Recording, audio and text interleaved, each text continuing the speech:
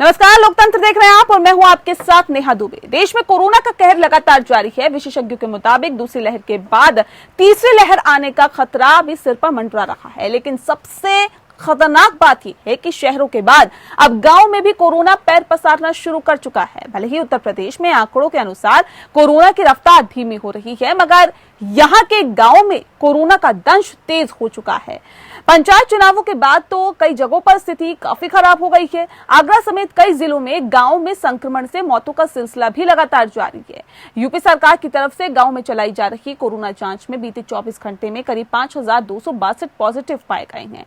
वहीं जिन छोटे जिलों में एक महीने पहले कोरोना पॉजिटिव मरीज बेहद कम थे, वहां आज कोरोना वायरस संक्रमित मरीजों की संख्या 20 गुना तक बढ़ गई है। सवाल यह है कि क्या गांव महामारी से निपटने के लिए तैयार है? गांव के लोगों में कोरोना नियमों को लेकर भी जागरूकता की कमी है। जो लोग कोरोना संक्रमित पाए जाते हैं वो डर से अस्पताल नहीं जाना चाहते हैं। कुछ पॉजिटिव पाए जाने के बाद भी घर में ही रहते हैं। वे आइसोलेशन सेंटर में भी नियमों का पालन नहीं करते हैं। वहीं ऐसा भी माना जा रहा है कि गांव में प्रसार के मुख्य वजह प्रवासियों का अपने जिलों और गांव में जाना भी एक मुख्य वजह है। ग्रामीण भारत में देश की 65% आबादी रहती है। ज्यादातर लोग सरकारी स्वास्थ्य सेवाओं पर ही निर्भर करते हैं और स्वास्थ्य सेवाएं तो चरमराई हुई है। और फिर अगर गांव में कोरोना बेलगाम हुआ तो कैसे संभलेंगे हालात, ये एक बड़ा सवाल है। देखिए रिपोर्ट।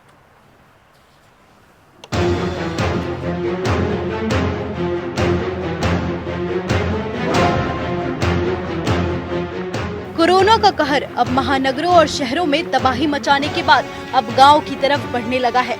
कोरोना की दूसरी लहर में शहरों के बाद अब गांव में भी स्थिति काफी खराब हो रही है। यूपी से लेकर बिहार समेत देश के अन्य राज्यों में ग्रामीण इलाकों में कोरोना से संक्रमण की खबरें लगातार आ रही है। उत्तर प्रदेश में कोरोना संक्रमण की रफ्तार शहरों में धीमी हो रही है। यहाँ संक्रमण दर कम हो रहा है, लेकिन अब धीरे धीरे इसका प्रकोप छोटे शहरों में तेजी से बढ़ता दिख रहा है। पिछले एक हफ्ते के संक्रमण के आंकड़ों पर गौर करें तो यहाँ मामले बढ़ते जा रहे हैं। पश्चिम उत्तर प्रदेश में सहारनपुर, अमरोहा, पूर्वांचल और आजमगढ़, देवरिया के साथ ही जालौन, पीलीभीत आदि प्रदेश के कई जिले ऐसे हैं जहां ग्रामीण क्षेत्र का दायरा बढ़ रहा है और यहां कोरोना संक्रमण के मामले में तेजी से इजाफा दर्ज किया जा रहा है। वहीं यूपी के गाजीपुर में खांसी बुखार से हफ्ते भर में 16 लोगों की मौत हो गई। उत्तर प्रदेश के गाजीपुर में भी कोरोना से एक ही गांव में 16 लोगों की मौत की खबर है।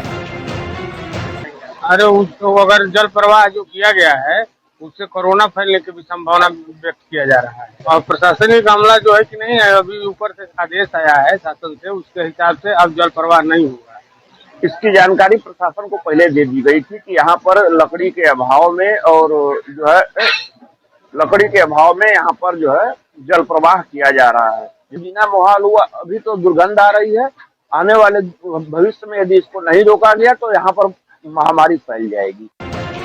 यूपी के बुलंदशहर में कोरोना संक्रमण से हो रही मौतों की बढ़ती संख्या की वजह से गांव में बाहरी लोगों की एंट्री बंद कर दी गई है।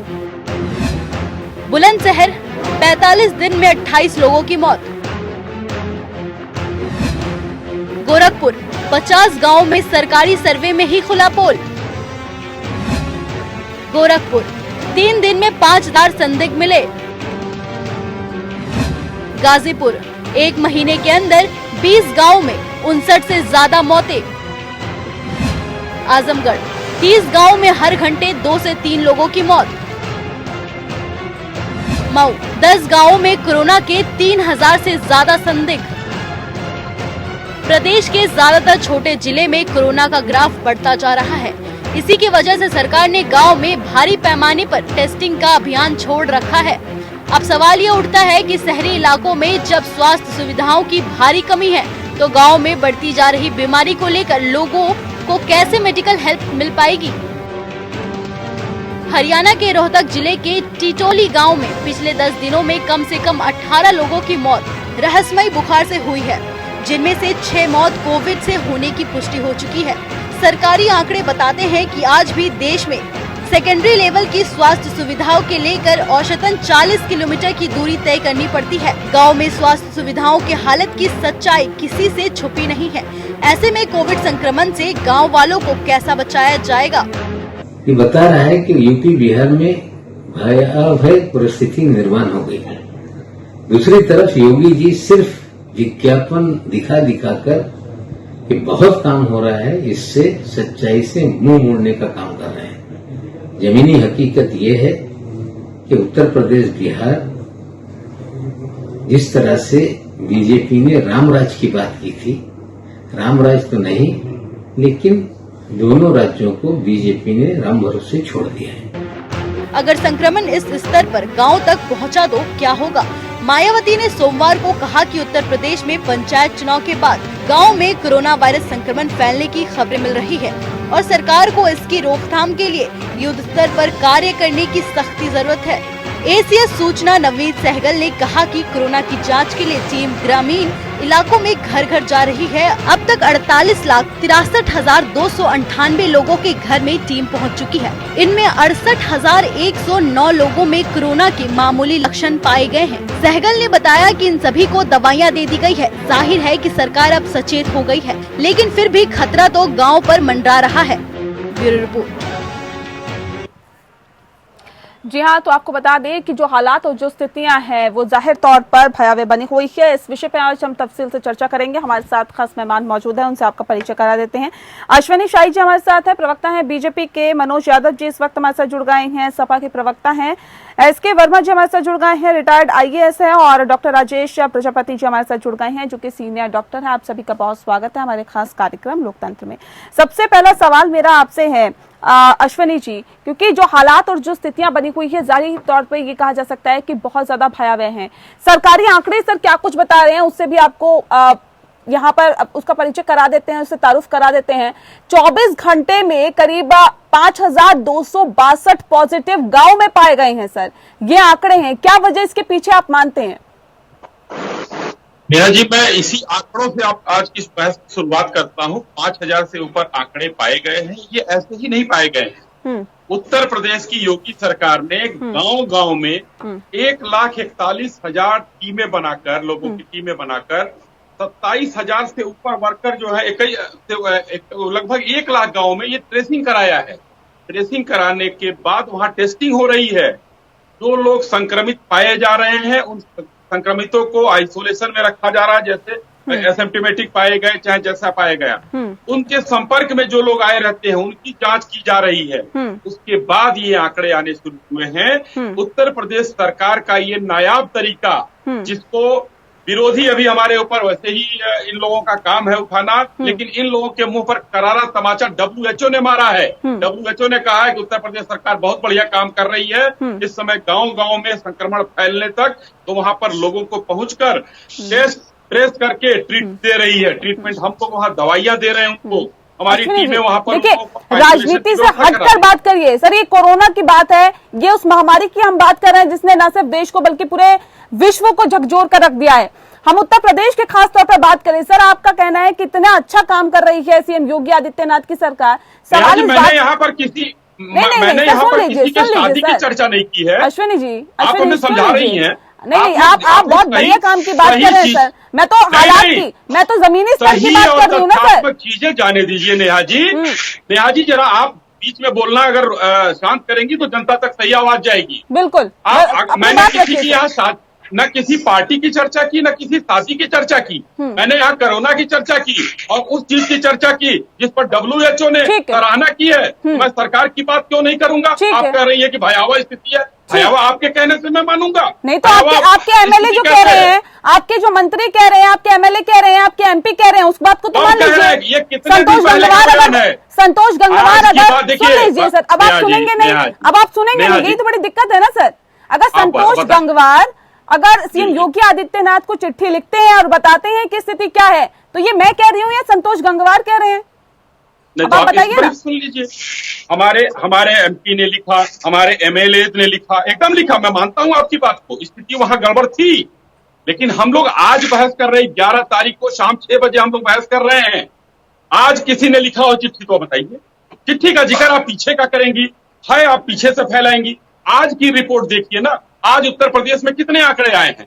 कल हमारे पास आंकड़े थे 21,277, आज है 20,463 और 29,358 लोग ठीक होकर गए।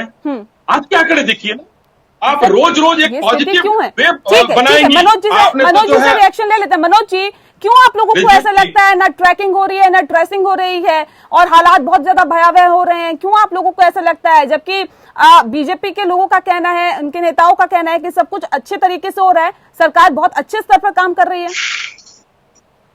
देखिए नेहा जी, मैं जो कुछ कहूंगा इस डिबेट में वो ईश्वर को साक्षी मान के और शपथ लेके कहूँ। जितने आंकड़े और जितनी चीजें होंगी वो सब मेरी बिल्कुल मेरे द्वारा प्राप्त की हुई और बिल्कुल सही जानकारी मैं आपके चैनल के माध्यम से उत्तर प्रदेश के लोगों को दूं। अब अगर उसमें किसी को झूठ लगे तो ईश्वर को झूठा समझने वाला व्यक्ति। मैंने आज सुबह 14 और 3 17 गाँव में बात की है, जिसमें लगभग 13 गाँव लखनऊ के हैं, 15 गांव लखनऊ के और 2 गांव जो है वो बाराबंकी। उन गांव का आंकड़ा आपको बता दें, 1 अप्रैल से आज की तारीख तक 11 तक, यानी कि 1 महीना 10 दिन में उन गांवों में मरने वालों की संख्या 227 है। 227। हमारे काबिल मित्र बीजेपी के सुन रहे होंगे तो उनको समझ में आ गया होगा। और उत्तर प्रदेश में आंकड़े तो है इस तरह, 57,607 ग्राम पंचायतें हैं और 1 लाख के करीब गांव। अब इसको मैथ जितनी अच्छी आती हो वो गुणा भाग कर सकता है। अगर आप मुझसे पूछते तो मैं बता दे रहा हूँ, हर गांव में मौत, जो मैं बता रहा हूँ 17 गांव में अगर 227 लोग मरे हैं तो उसका रेशियो निकाल लीजिए। अगर मैं 7 मौत भी 6 मौत की अगर रखता हूँ तो कम से कम 3,45,000 लोग उत्तर प्रदेश में मर चुके हैं कोरोना से। क्योंकि मैं अपने 40 साल की उम्र में कभी भी नहीं देखा हूं कि किसी गांव में 10-10 लोग 1 महीने में खत्म हो गए। कोई जहरीली शराब पी के मर सकता है, किसी एक्सीडेंट में लोग मर सकते हैं, इस बात से मैं सहमत हूँ, लेकिन इतनी मौतें। हमारे जस्ट बगल में है लखनऊ में बीबीडी कॉलेज के पास एक गांव है जुग्गौर, 5,000 से ज्यादा की आबादी है, 50 लोग से ज्यादा खत्म हो चुके हैं। और ये गहमर की बात हो रही है, एक गांव ऐसा उत्तर प्रदेश में जहाँ 38 लोग खत्म हो, और ये सरकार आंकड़े लेके आपको जय जयकार करने लगी है। अरे किस तुम WHO की बात कर रहे हो? WHO को जो आप आंकड़े दे रहे हो उसके आधार पे आपका जमीनी हकीकत, अगर आप उसको WHO नहीं, अगर हम 70 सालों में मनोज जी 1 सेकंड रुक जाइए सर, सुन लीजिए मनोज जी, अगर हम 70 सालों में लोगों को ऑक्सीजन अभी तक देने में असमर्थ हैं तो इसके लिए क्या कोई एक पार्टी, कोई एक सरकार जिम्मेदार है क्या? हम किसी सरकार का दोष करता ही नहीं थे, लेकिन उस सरकार का दोष जरूर है जहां सरकार है। अगर बीजेपी की सरकार है, किसी अन्य दल की सरकार है, बीजेपी और कांग्रेस की सरकार, तो जिम्मेदारी तो आज की डेट में उसकी की है ना। अब तो पुरानी सरकारें क्या करी फिर रही? लखनऊ में जितना इंफ्रास्ट्रक्चर अस्पताल को लेकर, चाहे वो प्राइवेट हो और चाहे वो सरकारी हो, कांग्रेस और समाजवादी के अलावा किस पार्टी ने बनाया है? मुझे नाम बता दो उसका, एक नाम बता दे। हमारे अश्विनी साहिब बैठे, उन्होंने कौन सा इंडिविजुअल हॉस्पिटल बनाया? आप उस हॉस्पिटल का नाम बता दीजिए। मैं भी आपसे कहता हूँ कि निश्चित तौर पर आपको मैं सम्मान दूंगा, लेकिन अब मेरे अंदर उत्साह है। मैं आपको 2 दिन के अंदर में आते लगभग 500 गाँव का किसने क्या किया, क्या नहीं किया सर, वो जनता हिसाब देगी और जनता हिसाब दे रही है। ठीक है, डॉक्टर राजेश प्रजापति का रुख करते हैं। डॉक्टर साहब, हमें ये बताने की कोशिश करें, देखिए जो हालात हैं, जो स्थितियां हैं, उससे आप बहुत अच्छी तरह से वाकिफ है, लेकिन क्या गांव इस स्थिति से निपटने के लिए तैयार है? क्या कोरोना से निपटने के लिए गांव की स्थितियां तैयार है? क्या वहां पर स्वास्थ्य व्यवस्थाएं बेहतर है? कि अगर वहां पर दिक्कतें और ज्यादा बढ़ती है, या जो हालात शहरों में दिखाई दे रहे हैं वही हालात अगर गांव में दिखाई देते हैं, तो क्या उन्हें उपचार मिल पाएगा क्या फिलहाल मौजूदा स्थिति में? जी नेहा जी, आपने बहुत अच्छा सवाल पूछा, और आपके सवाल के जवाब पे आने से पहले मैं जो बाकी पार्टी के लीडर्स हैं, जिसमें अश्विनी जी भी शामिल हैं जो बीजेपी के लिए, मनोज जी भी शामिल हैं, और जो मिस्टर वर्मा साहब, मैं आपकी सबकी जानकारी के बता दूं सर कि पिछले 15 दिनों से लगातार मैं लखनऊ में ऐसे केसेस को चूज कर रहा हूँ जिनको हॉस्पिटल डिनाई हो जाता है, जिनको हॉस्पिटल में एडमिशन नहीं मिल पाता है, और फिर मैं उनके घर वालों की मदद से मिलकर डायरेक्टली उनके घर पे जाके कोरोना पेशेंट्स को, ऐसे पेशेंट्स को ट्रीट करता हूँ, तब तक जीवित रखने की कोशिश करता हूँ जब तक उनको बेड नहीं मिल जाता। और सर यकीन मानिए, इनमें से 80% पेशेंट ऐसे हैं जो जीवित रह सकते हैं और उनको सही टाइम पे केयर मिल जाए। नेहा जी देखिए, अगर आप सही समय पे मलेरिया का भी ठीक से इलाज नहीं कीजिएगा, एक ड्यू रिस्पेक्ट जो मलेरिया ट्रीटमेंट को मिलनी चाहिए वैसे नहीं कीजिएगा, तो एक मलेरिया भी पर्याप्त है आपकी जीवन लीला समाप्त करने के लिए, आपको निपटाने के लिए। मनोज जी शायद अच्छे से जानते होंगे और अश्विनी जी भी कि आज से करीब 15-20 साल पहले अक्सर हमारे पास आस-पास में सुनने में आता था कोई ना कोई मलेरिया से मरता था। For that matter any disease, अगर आप टाइम पे डायग्नोज नहीं कर रहे हो, टाइम पे इंटरवेंशन नहीं कर रहे हो, तो मॉर्टेलिटी बढ़ी। कंसिडरिंग द सेम थिंग, वही एग्जैक्टली अगर हम कोरोना में अप्लाई करें तो नेहा जी जिस हिसाब से न्यूज चैनल में आपके मैंने देखा कि लाशें नदियों में बह रही हैं, लोग क्रेमेशन नहीं कर पा रहे हैं लकड़ियों की कमी की वजह से, इस हद तक मौतें हो रही हैं, तो ये पूरी तरह से जाहिर है कि कोरोना की जो दूसरी लहर आई है इसने बुरी तरह से लोगों का संहार किया है, बहुत भारी पैमाने पर सिटी में नरसंहार हुआ है। और क्योंकि उत्तर प्रदेश की जनसंख्या लगभग 24 करोड़ है, देश का सबसे बड़ा प्रदेश है और अगर आजाद कर दिया जाए तो विश्व का छठा बड़ा देश बन सकता है। तो इस लिहाज से अगर आप देखें तो हमारी जो 64% आबादी जो गांव में निवास करती है, ये आबादी अब मौत के मुहाने पे खड़ी हुई है। उसकी कई वजह है नेहा जी। सबसे पहली और सबसे बड़ी वजह मैं मानूंगा, भले अश्विनी जी इसको कितना भी नकारें, सरकार ने आ बैल मुझे मार वाला काम किया है। इस घोर समय में जिसमें हमें कोरोना प्रोटोकॉल को फॉलो करना चाहिए था, उसमें उन्होंने पंचायती राज चुनाव कराए, 9 से अधिक सरकारी कर्मचारी मारे गए, एक सरकारी मशीनरी का बहुत बड़ा हिस्सा जो ऑक्सीजन और भी जो जीवन रक्षा योग वाली दवाएं हैं उनके इंतजाम में लगना चाहिए था, वो लोग चुनाव ड्यूटी में लगे रहे। बहुत सारे ऐसे प्रधान, लगभग 50 ठीक है, कदम उठाया गया लेकिन लेट हुआ। ठीक है, इस पे रिएक्शन ले लेते हैं वर्मा जी से। वर्मा जी, क्या वाकई आप भी इससे सहमत हैं कि अब जो सरकार कदम उठा रही है, कदम तो उठाया गया लेकिन अगर ये कदम पहले उठा लिया जाता, जैसे गांव-गांव में टीमें भेजी जा रही है जिसके माध्यम से टेस्ट करवाया जा रहा है, रिपोर्ट उनकी आ रही है और ये पता चल रहा है कि कितने लोग जो हैं वो कोरोना संक्रमित हैं, इस तरह के कदम अगर शायद पहले उठाए जाते तो आज ये हालात होते क्या? नेहा जी, मैं बहुत स्पष्ट कर दूं कि उत्तर प्रदेश की हालत बहुत इस समय गंभीर है और जिस बीमारी को हम कह रहे हैं कि ये अभी मतलब इसके रिकॉर्ड्स हैं, इतनी हमारी फिगर आ रही हैं, फिगर के अलावा अगर आप जाएंगे क्षेत्र में जाएं या क्षेत्र में बात करते हैं तो मेरा अपना ये मानना है कि बहुत भयावह स्थिति है और गांवों में संक्रमण अब नहीं, करीब 20-25 दिन पहले ही घुस चुका था और पिछले 20-25 दिनों में मैंने तो करीब 20 गाँव में बात की है, क्योंकि मैं रहने वाला गाँव का हूँ, मेरे रिलेशन सब गाँव में है, मेरे खुद रिलेशन 4-5 रिलेशन की डेथ हो चुकी है और इतना मैं बता दूं कि गांव में कोई इंफ्रास्ट्रक्चर हमारे पास नहीं है। मैं जिलाधिकारी भी रहा हूं, आयुक्त भी रहा हूं, मुझे पता है कि जिले के इंफ्रास्ट्रक्चर के बारे में, हेल्थ का इंफ्रास्ट्रक्चर हमारे पास क्या है। जिले में मतलब गांव में जिला स्तर पे ही नहीं है इंफ्रास्ट्रक्चर प्रॉपर, गांव की तो बात ही छोड़ दीजिए। लेकिन गांव में मैं जहाँ कल बात कर रहा था, बिजनौर के 2 गांवों में बात की, उनका सबका ये कहना था कि साहब कोई दिन ऐसा नहीं जाता जिसमें कि कोई ना कोई मृत्यु गांव में ना हो रही हो और ज्यादातर मृत्युओं के पीछे कारण टेस्ट कोई नहीं हो रहे, टेस्ट की तो सुविधा ही नहीं है हमारे पास। अब भेजी हमने परसों नर्सों के अब टेस्ट किट भेजे हैं गाँव में कि टेस्ट किए जाए, लेकिन उससे पहले ही काफी हद तक ये डैमेज कर चुका है कोरोना और गांव में पूरी तरीके से पैर पसारे हुए हैं। अभी हम जो फायर फाइटिंग कर रहे हैं वो अनसफिशिएंट है।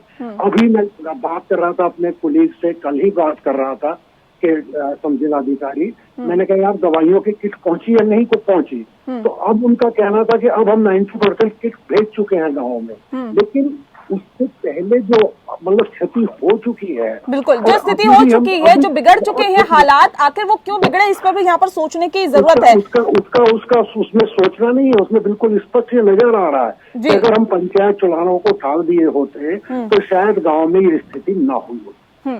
अश्विनी जी, क्या वजह है? देखिए, अगर मैं कहूँ तो आप कहेंगे कि एक तरफा आप खबर दिखा रही हैं, अगर सीनियर डॉक्टर राजेश प्रजापति कहेंगे तो मान लीजिए आपकी हालात खराब है, एसके वर्मा जी कहेंगे तब तो आपको मानना पड़ेगा कि हालात खराब है, मनोज यादव जी अगर कहते हैं तो आप ये कह देंगे भैया ये तो राजनीतिक पार्टी से जुड़े हुए लोग हैं इसलिए आप इस तरह की बातें बोल रहे हैं और हम उसको क्यों माने।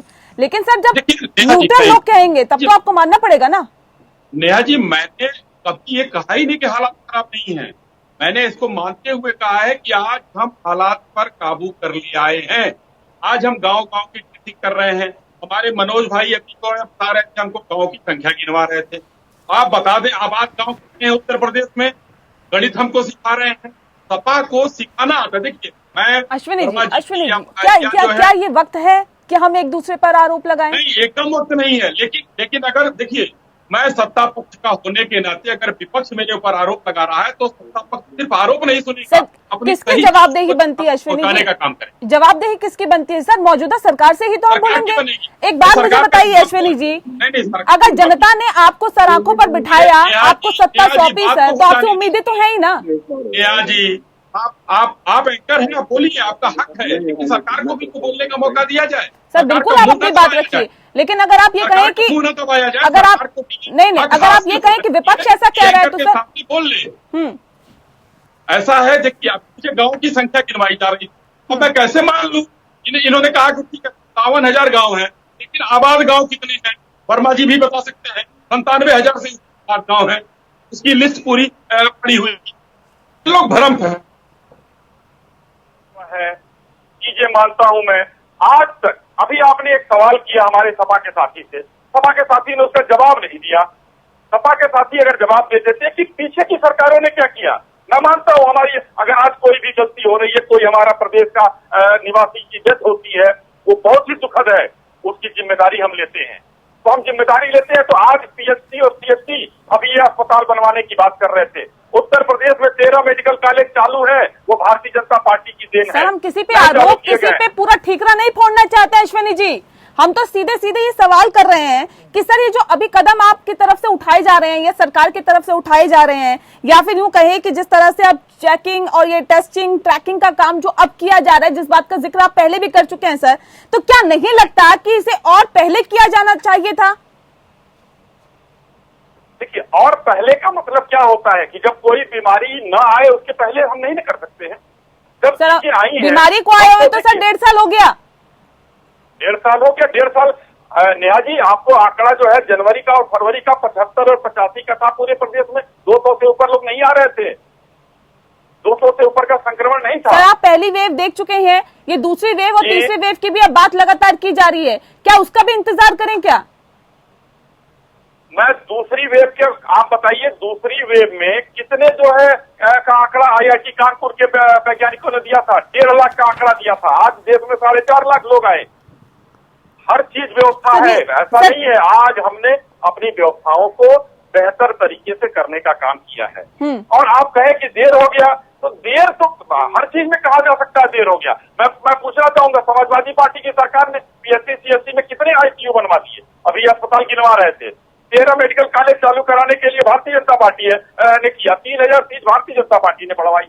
एम्स भारतीय जनता पार्टी के द्वारा सरकार के द्वारा दिए गए हैं। रायबरेली एम्स और गोरखपुर एम्स चालू है।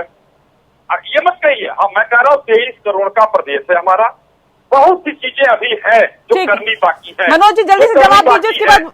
जी ठीक है, मनोज जी जल्दी से जवाब दीजिए अपना। देखिए, मैं आरोप प्रत्यारोप की राजनीति इस मौजूदा घड़ी में तो बिल्कुल नहीं पढ़ना चाहता।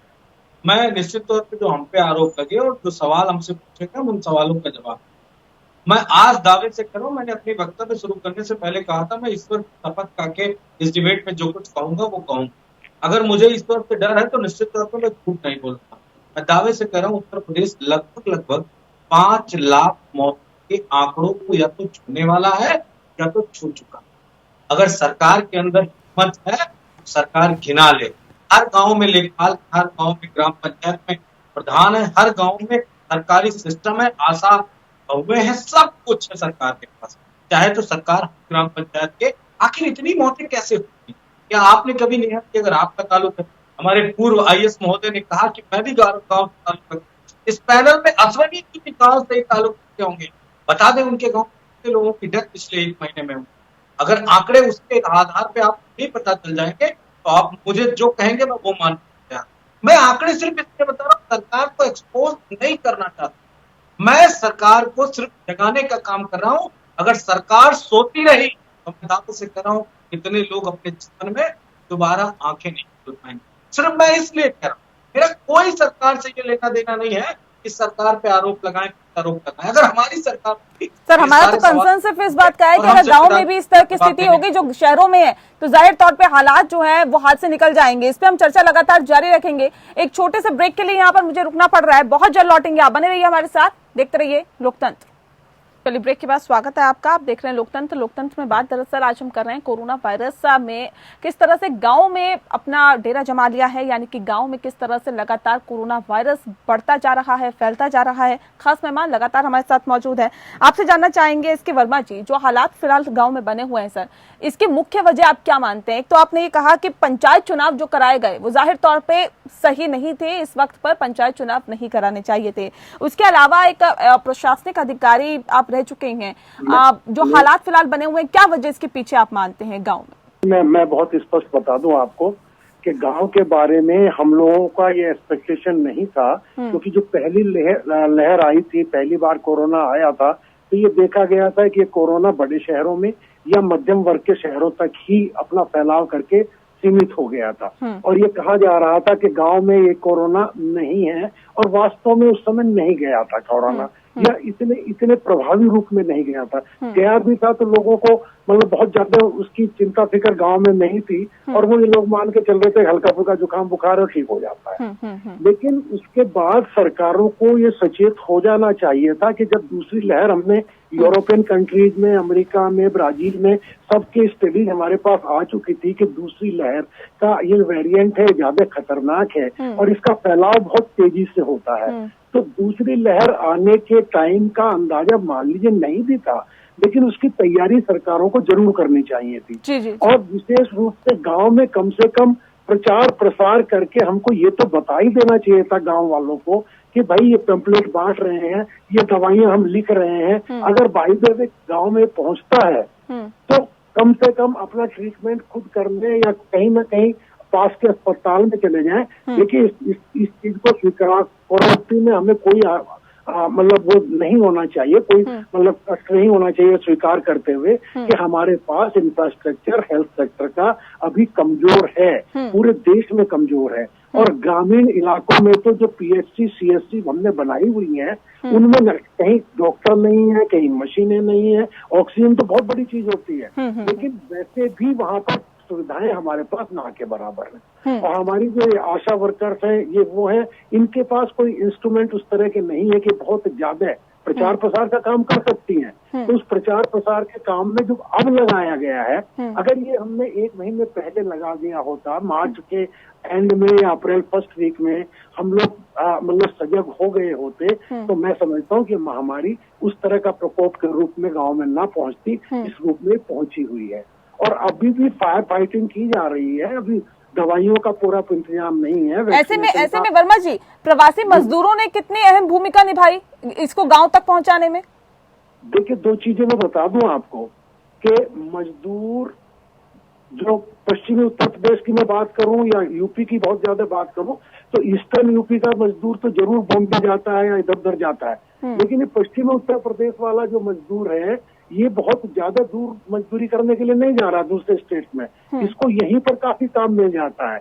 उसके बावजूद मजदूरों को नंबर 1 तो अब की बार गांव में जब वे वापस पलायन करके पहुंचे हैं तो गांव वालों ने उनको एंट्री नहीं दी है, और दी भी है तो क्वारंटाइन कराया है कि पहले अपने को क्वारंटाइन कीजिए 13 तक। लेकिन ये बीमारी वायरस जो जिसको अब लोग कह रहे हैं, मुझे तो पहले से लग रहा था कि हवा के माध्यम से ज्यादा फैल रही है या मतलब क्लोज सर्किट में ज्यादा फैल रही है।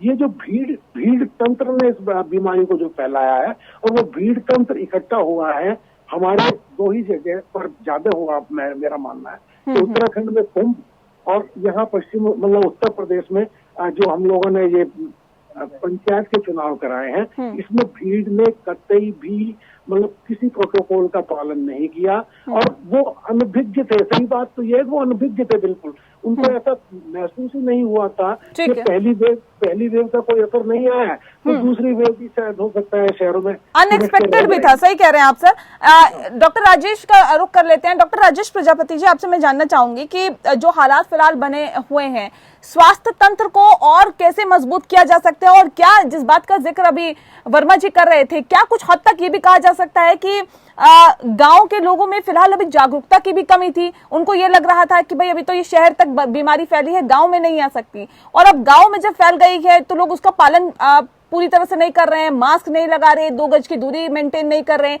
वो दरअसल कोरोना को बहुत बेहतर तरीके से जानते ही नहीं है। ये तो शहरों की बीमारी है, उन्हें ऐसा लगता है। नेहा जी, आप बिल्कुल ठीक कह रही हैं।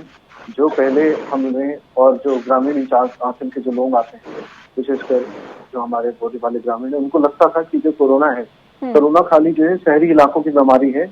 जो लोग जहाँ पे जो वायुयान है, हवाई जहाज से आवागमन जहाँ ज्यादा हो रहा है, उन लोगों के घरों में ज्यादा बीमारी हो रही है, वो लोग ज्यादा मर रहे हैं और ज्यादातर ग्रामीण लोग उससे अछूते रह गए फर्स्ट वेव। तो लोगों का ऐसा मानना था। लेकिन जिस प्रकार से अभी जैसे कि आपके चैनल में भी बताया गया कि गंगा में लाशें बह रही हैं, हर गांव से मौतें निकल रही हैं और अभी भी टेस्टिंग की फैसिलिटीज एडिक्वेट नहीं है, तो पता ही नहीं चल रहा है कि जो मौत हुई है ये कोविड से हुई है कि नॉन कोविड से हुई है। अच्छा, इसकी वजह से एक व्यक्ति के अंतिम संस्कार में जो भर भर के लोग आ रहे हैं, वो उस व्यक्ति का अंतिम संस्कार में तो शामिल हो ही रहे हैं, जाते वक्त कोरोना भी लेके जा रहे हैं। तो नेहा जी, कुल मिला के मुझे लगता है, अश्विनी जी को मैं एक सुझाव देना चाहूंगा कि उन्होंने रामायण पढ़ी होगी, उसकी एक चौपाई याद रखें। सचिव वैद गुरु तीन जो प्री बोले भय आस, राज धर्म कंटीन कर होई दे गई ना। सचिव को, गुरु को और वैद को झूठ नहीं बोलना चाहिए सर। आपको एक्सेप्ट करना चाहिए कि आपसे गलती हुई है, पंचायती राज चुनाव नहीं होने चाहिए थे और इसके चक्कर में कई सारे राज्य कर्मचारियों की जान गई है। पहले चीज एक्सेप्ट करिए। दूसरी एक्सेप्ट करिए कि आपके पास बहुत वाइड लेवल पे इंफ्रास्ट्रक्चर अवेलेबल नहीं है। मुजफ्फरनगर जैसी जो जगह है जहाँ की रिपोर्ट आ रही है कि अलग अलग कर्मचारी जो डॉक्टर नहीं है, जो नर्सेज है वो डॉक्टर बन के कॉल कर रही हैं और जो वार्ड बॉयज है वो डॉक्टर की तरह शो ऑफ कर रहे हैं। तो पहले तो आप जो सिस्टम है, जो कियोस्क का है, उसको थोड़ा कंट्रोल करिए सर। बड़े पैमाने पे आप गांव में टीम्स को भेजिए जो हाई रिस्क ग्रुप है। देखिए, आप गांव में, क्योंकि नेहा जी मैं आपकी जानकारी के लिए बता दूं, मेरे पास गांव के जो ग्रामीण आशुष हैं वहां से फोन आते हैं, लोगों के पास पल्स ऑक्सीमीटर नहीं होते हैं वहां पे, तो वहां पे अगर कोई सिम्टम बताता भी है तो हमारे पास जानने के कुछ सिंपल तरीके होते हैं। तरीका नंबर 1, सबसे पहले हम उससे पूछते हैं कि आपको loss of taste, loss of smell हुआ है कि नहीं, मतलब आपको सूंघने की शक्ति और स्वाद की शक्ति गई है कि नहीं। गांव के जो लोग व्यक्ति होते हैं उसको बड़े आसानी से आंसर कर सकते हैं, उन्हें पता हो। ठीक है, अगर ये गई है तो 90% प्रोबेबिलिटी है। दूसरी चीज होती है नेहा जी, जैसे हम बोलते हैं ब्रेथ होल्डिंग टाइम। यदि आपका ब्रेथ होल्डिंग टाइम कम हो रहा है तो किसी भी आप ऑक्सीमीटर की आवश्यकता नहीं है आपको। ब्रेथ होल्डिंग टाइम अगर सीवियरली रिस्ट्रिक्टेड है, फीवर आ रहा है, तो वो पेशेंट एक्यूट कोरोना फेज में है, इन्फ्लेमेटरी फेज में, ऐसे ही फेज में है जिसमें अगर आपने उसको सही treatment with in 24 to 48 hours नहीं दिया, यानी कि 24-48 घंटे में अगर आपने उसको सही ट्रीटमेंट नहीं दिया, तो वो पेशेंट ऑक्सीजन डिपेंडेंट होने वाला है, यानी कि उसको ऑक्सीजन की डिमांड होने वाली है। और अगर आपने उसको ऑक्सीजन सप्लाई नहीं की, सपोर्ट नहीं दी, तो हो सकता है कुछ ही घंटों का मेहमान हो, तो या तो वो ऑक्सीजन की कमी से या तो हार्ट अटैक से मर जाएगा। ठीक है नेहा जी, पहली बात मैं बताना चाहूंगा। ठीक है सर, मैं दोबारा आपके पास लौटती हूँ और मैं बहुत तफसील से आपसे जानने की कोशिश करूंगी क्या मरीजों को करना चाहिए और क्या नहीं। लेकिन अश्विनी जी का रुख कर लेते हैं। अश्विनी जी, जो स्थिति फिलहाल जिस बात का जिक्र अभी डॉक्टर राजेश जी कर रहे थे, इनका कहना है जो गंगा में लाशें तैरती हुई दिखाई दी है, ये एक बहुत अहम विषय यहाँ पर मैं उठा रही हूँ, क्योंकि लगातार इस बात का जिक्र हो रहा है कि गंगा में लाशें तैरती हुई दिखाई दे रही है, शमशान घाटों पर जगह नहीं है अंत्येष्टि करने के लिए, और यही वजह है कि गंगा में प्रवाह कर दी जाता है शव को, और उसके बाद वो जो शव है वो कई और गांवों की तरफ रुख कर लेता है किनारों पर, और ऐसे में और तमाम बीमारियों के फैलने का खतरा और ज्यादा बना हुआ है। क्या आपको नहीं लगता है कि ये भी एक बहुत बड़ा मुद्दा या बड़ी समस्या बनता हुआ दिखाई दे रहा है कि और तमाम और बीमारियों के फैलने का खतरा भी यहाँ पर बना हुआ है, और इसके लिए सरकार को कोई कदम उठाना चाहिए? सर नेहा जी, बहुत ही दुखद है ये चीज। लाशों का जो है गांव में पानी में बह के जाना नदी के द्वारा, ये दुखद है, चाहे कहीं का हो। लेकिन कई जगहों पर ये देखा गया है कि आजकल, मैंने अभी डॉक्टर साहब ने हमको एक रामायण और रामचरितमानस का एक लाइन सुनाया, तो सरकार कहीं झूठ नहीं बोल रही है। डॉक्टर साहब, मैं कहना चाहूंगा, ये जो चीजें हो रही हैं, जब है तभी हमारे आपके सामने, और आप कह पा रहे हैं झूठ नहीं बोलते, नाकाम हो रही है, नहीं सरकार नाकाम हो रही है और सरकार को मान लेना चाहिए। अरे जरा सुन लें सर। तो मैं ये कहना चाह रहा हूँ, मैं मान रहा हूँ, मैंने पहले भी कहा, कब मैंने कहा कि भाई मैं कह रहा हूँ कि नहीं, मैं मेरी वेदना को आप तब समझेंगे जब आप किसी मरीज को 2 दिन उसके घर जाके अटेंड करेंगे और तीसरे दिन ऑक्सीजन की कमी होने की वजह से उसका डेथ सर्टिफिकेट आप उसके घर जाके बनाएंगे। क्यों? क्योंकि बिना डेथ सर्टिफिकेट उसको कोई कोरोना डॉक्टर मुझे भी जरा बोल लेने दीजिए। आप सोचिए आजकल हो क्या रहा है कि अगर किसी के ऊपर कोई सवाल कर दिया जाए तो उसको चुभन हो जाती। सरकार, मैं ये देख रहा हूँ कि सरकार के सामने जो लोग भी बैठ रहे हैं, अगर सरकार सही भी बोल रही है तो सर कारण जिसके है। परिवार से लोग गए हैं सर वो कैसे सुन अरे रहे भाई, फिर अब सर आप जिसके बोल परिवार से मैं लोग वही गए हैं कहने उनके जा रहा दुख जाके पूछिए ना उनको नेहा कितना जी, दुख है। भाजपा की जरूरत क्या है आप लोगों को? अगर नहीं बोलने दिया जाएगा तो भाजपा को टीवी पर बुलाने की आवश्यकता क्या है? सर आपको तो पूरा अभी मौका दे मैंने रहे हैं जब सर आप बोलने अपना का। जवाब देना शुरू किया तो डॉक्टर साहब ने बीच में बोला, उसके बाद आप बीच में बोल रही हैं। सर आपसे सवाल पूछने का मेरा हक है सर। नहीं, अगर आपको ही बोलना है तो आप बोल लीजिए। नहीं, आप जवाब दीजिए ना सर। सरकार की जवाब दीजिए ना। जवाब आप सुनना ही नहीं चाहती हैं तो क्यों आप भाजपा को बुलाती है भाई? सर आपको ऐसा लग रहा है कि हम सुनना नहीं चाहते? जनता आपको नहीं, सुन तो रही है सर, देखिए, आप अपना जवाब तो दीजिए। मेरा जवाब नेहा जी अगर हो जाए उसके बाद आप बोलेंगी तो मैं चाहूंगा कि एक अच्छा संदेश आप जनता के सामने जाने देना चाह रही है। नहीं, अगर आप सुनना चाहती है बीच में, अरे सर आप रखिए तो अपना जवाब। मैं किसी के बीच में नहीं बोल रहा हूँ। आप अपना जवाब तो रखिए, आपके पास जवाब होगा तो आप रख पाएंगे। आप रखिए तो सही अपना जवाब। जवाब है, रखिए ना सर जवाब। भ्रम फैलाने से, विपक्ष के भ्रम फैलाने से नहीं कुछ होता है। जवाब है, मैं जहाँ गलती है उसको एक्सेप्ट भी कर रहा हूँ और जहाँ नहीं है उसको मैं बता भी रहा हूँ जनता के सामने। आपके कहने से मैं मान लूंगा। आजकल एक धारणा चल गई है, किसी को बुला के बैठा लो, उसको बेइज्जत करो। जवाब नहीं है, कौन आपको बेइज्जत कर रहा है सर? अगर आपसे सवाल पूछ लिया जाता है तो आपको चुभन हो जाती है।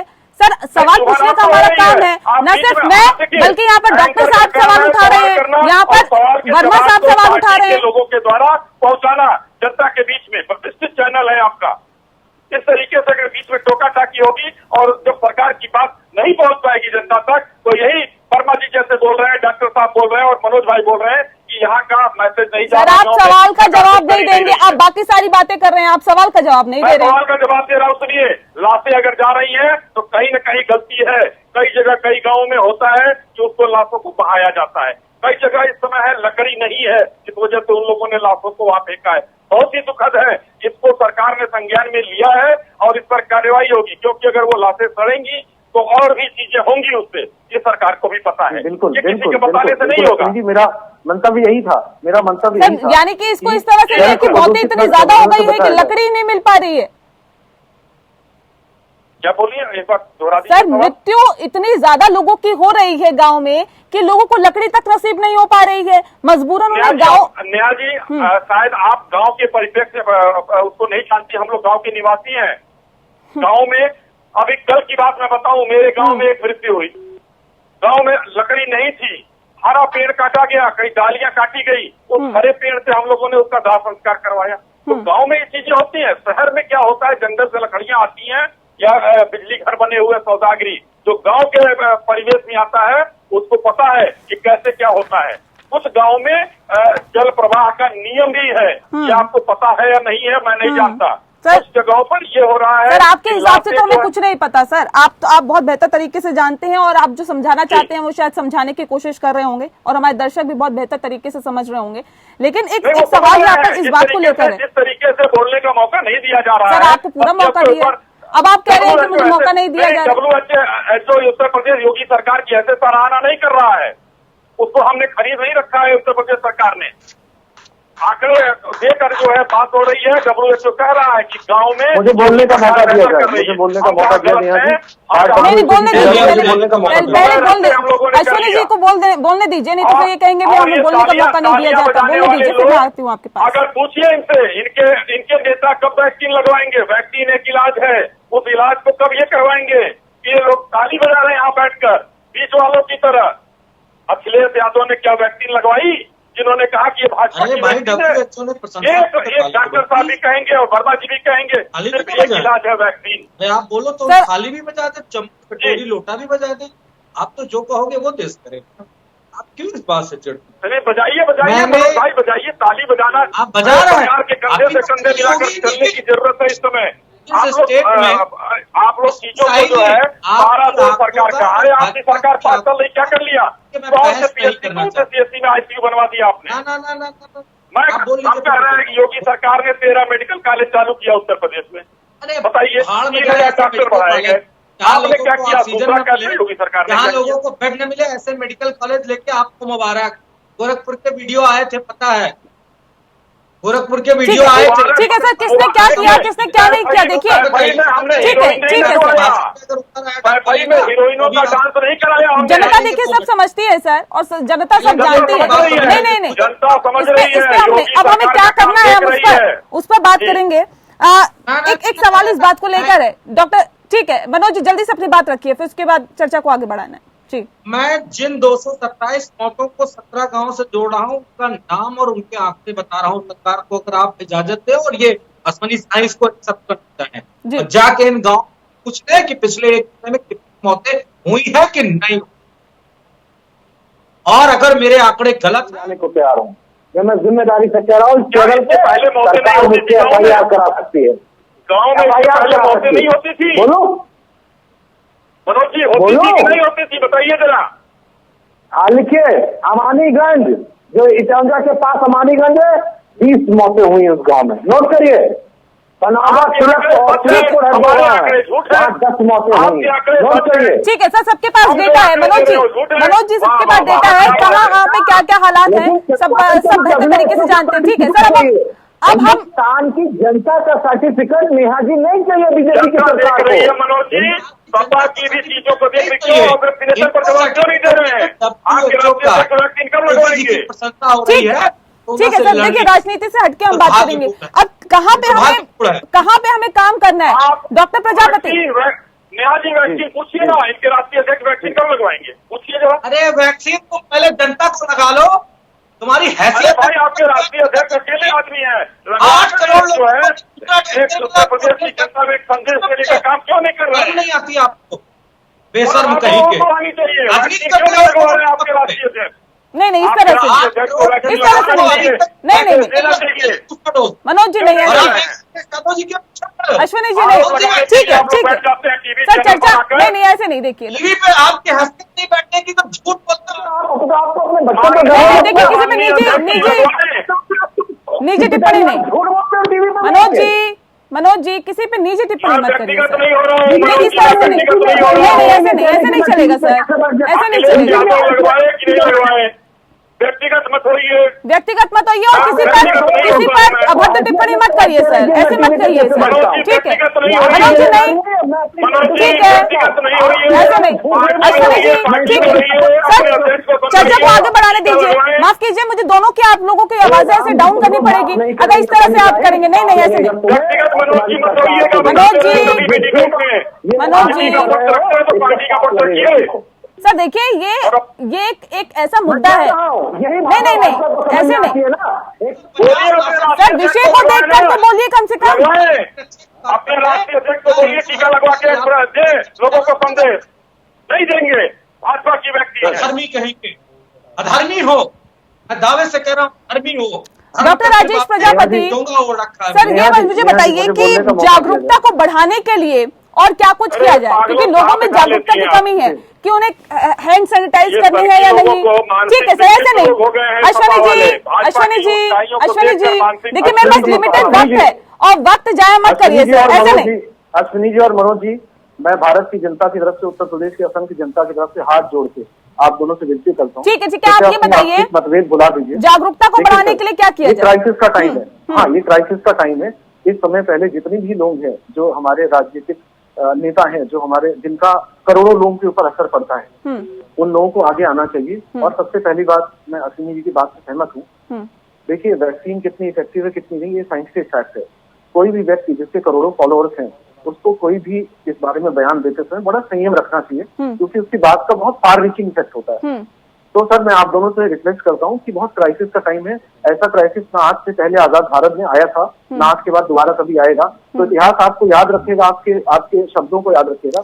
डॉक्टर राजेश, स्वास्थ्य को बेहतर करने के लिए सब फौरी तौर पर गांव में आके किस तरह के इंतजाम किए जाने चाहिए, ताकि खांसी जुकाम बुखार अगर लोगों को है और अगर कोरोना के सिम्टम्स दिख रहे हैं तो उस सिम्टम्स को जल्द ही दवाई देकर कहीं ना कहीं उस व्यक्ति को ठीक किया जा सके। फौरी तौर पर क्या कुछ कदम उठाने की जरूरत है डॉक्टर राजेश? नेहा जी, सबसे पहले तो काम हमें ये करना चाहिए कि जो असंगठित क्षेत्र के मेडिकल हेल्थ प्रोवाइडर्स हैं, जिसे हम झूला साहब कहते हैं, माफ कीजिएगा नेहा जी, जब हम उन्हें झूला साहब कहते हैं तो मुझे बड़ा ही अपमान महसूस होता है। वो बहुत ही अच्छा काम कर रहे हैं, क्योंकि उत्तर प्रदेश की जो 65% आबादी जो गाँव में रहती है, उसकी हेल्थ केयर का ठेका उन्होंने ही संभाल रखा है। तो सबसे पहले हमें जो ये non skilled health care providers है, जिन्हें हम झूला साहब कहते हैं, इनको भी साथ में मिलाना होगा।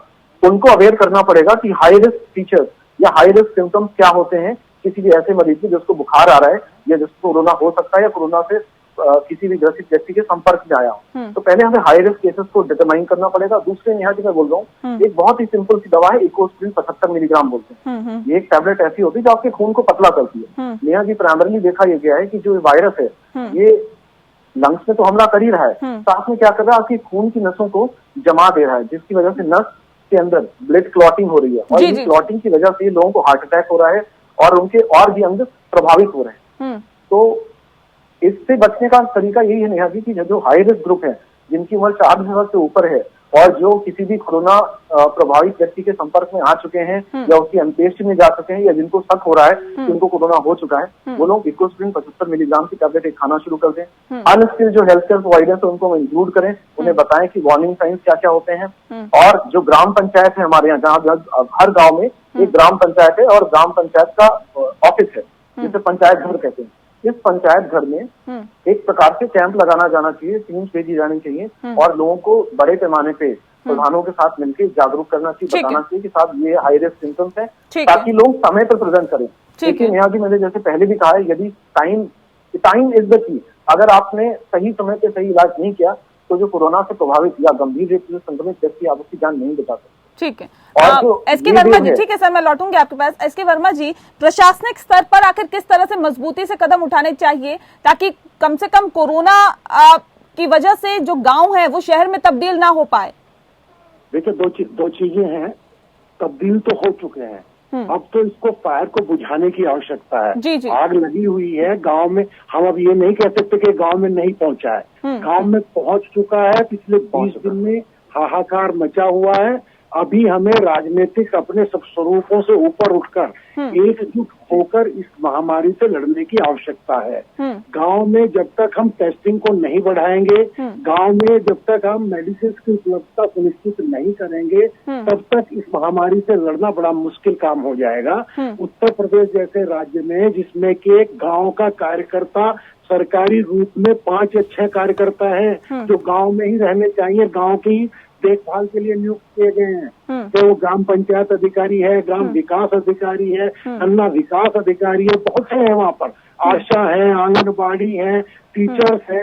अब वो टाइम नहीं रहा है कि हम ये सोचें कि कैसे इसको रोका जाए। अब वो टाइम है कि जो फैल चुका है उसको कैसे ट्रीट किया जाए और कम से कम मौतों के आंकड़े को मतलब रोका जा सके। सब लोग मिलके जब ये प्रयास करेंगे, चाहे वो स्वयंसेवी संगठन है, चाहे सरकार है, चाहे वो राजनीतिक दल है, अगर भारतीय जनता पार्टी या कांग्रेस या सपा ये अपनी चीजों को भूल के अपने कार्यकर्ताओं को इस समय लगाए ना कि जाके सेवा भाव से जुटे लोगों के बीच में, कम से कम टेस्टिंग गांव में बिल्कुल ना के बराबर है, नील जिसको कहते हैं। अगर 2000 का गांव है, 2000 की पॉपुलेशन का, तो मुश्किल से 2-4 लोगों की टेस्टिंग हुई होगी, उससे ज्यादा नहीं हुई है। ठीक है। और जब तक आप टेस्टिंग नहीं करेंगे तब तक आपको पता ही नहीं चल सकता कि खांसी जुकाम बुखार क्या था, क्यों मर गया आदमी हमारा। बिल्कुल, टेस्टिंग बढ़ाना यहाँ पर बहुत जरूरी है।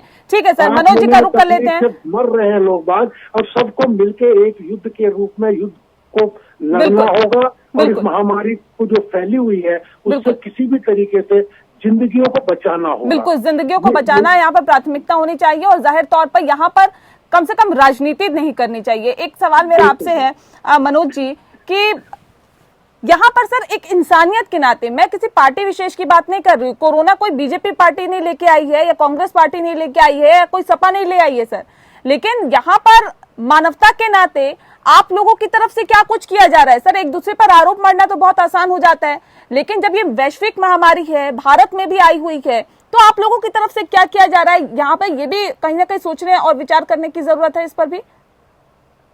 देखिए, समाजवादी पार्टी को डॉक्टर तो है नहीं कि डॉक्टर बन के इलाज करने वाला, वो तो सिस्टम करेगा, डॉक्टर्स करेंगे। जैसे कि हमारे राजेश जी बताया, जिनको छाप डॉक्टर बनता है, वो भी आज की डेट में गाँव में लोग कर रहे हैं उनका इलाज। समाजवादी पार्टी लगातार इस बात के आदेश दिए हैं। हम जगह जगह पे कैंप लगा के लोगों को खाना देने का जितना भी प्रयास कर सकते हैं। सरकार तो है नहीं, विपक्ष है, विपक्ष के नाते जो हमारी यथाशक्ति उसके नाते हर गांव, हर कस्बे, हर शहर में सपा जिस लेवल पे जो मदद कर सकती है वो मदद करने का पूरा प्रयास कर रही है। मैं फिर अनुरोध करूंगा, आज पेपर की कटिंग मैंने देखी, बदायूं में एक मौलाना मर जाते हैं उनके इंतकाल के बाद वहां पे लाखों लोगों की भीड़ हो जाती है, लाखों लोगों की, जिसकी फोटोज है पेपर में और जिम्मेदार पेपर में। कुंभ में एक दिन पहले स्नान होता है, वहां लाखों लोगों की भीड़ होती है। कैसे कोरोना रुक जाएगा? कौन सा कोरोना रुक जाएगा? किस तरह आप रोक लोगे कोरोना को? आप बड़े बड़े बिल्कुल, लोगों में भी यहाँ पर समझ होने की जरूरत है सर। यहाँ पर इसे यही कहा जा सकता है। अश्विनी जी, क्या हम उम्मीद करें, जिस तरह से गांव में भी अब कोरोना पूरी तरह से फैल चुका है, क्या बहुत हद तक सरकार की तरफ से भी कोशिश की जा रही है कि आने वाले वक्त में इसको कंट्रोल किया जा सके और वक्त वक्त पर सरकार भी महत्वपूर्ण कदम उठाती रहेगी? नेहा जी, मैं आपको बड़े ही जिम्मेदाराना तरीके से बताना चाहूंगा कि सरकार अपने सर्वोत्तम देने का प्रयास कर रही है। वो 23 करोड़ जनता के लिए कर रही है। इस समय शहरों में आप देख लीजिए, वो आंकड़े रोज बता रहे हैं। अब कोई माने ना माने, मैं नहीं कह सकता उसके लिए, लेकिन रोज जो है हम उत्तर प्रदेश में घटता जा रहा है। और आने वाले दिनों में मैं कहना चाहूंगा कि देश का पहला राज्य होगा जो कोरोना को खत्म करके और पूरा प्रदेश खुलेगा, आम जनमानस सामान्य होगा। और वो समय चाहे 10 दिन का लगे या 1 महीने का लगे, मैं नहीं कह सकता, क्योंकि उस बीच में टेस्टिंग, ट्रेसिंग और ट्रीटमेंट का काम चालू है। जी। वहां पर एक एक आदमी को खोजकर, देखिए अभी आपने प्रवासी का भी मुद्दा उठाया। 34 लाख लोग आए थे महाराष्ट्र के बम्बई शहर से, इसमें 14 लाख लोग आए यहाँ उत्तर प्रदेश में, पूर्वांचल में काफी लोग रहते हैं। इन वो लोग ट्रेस नहीं किए गए, अब जाकर वो उनके कॉन्टेक्ट की ट्रेसिंग हो रही है। अब धीरे धीरे सब लोगों का पता चल रहा है।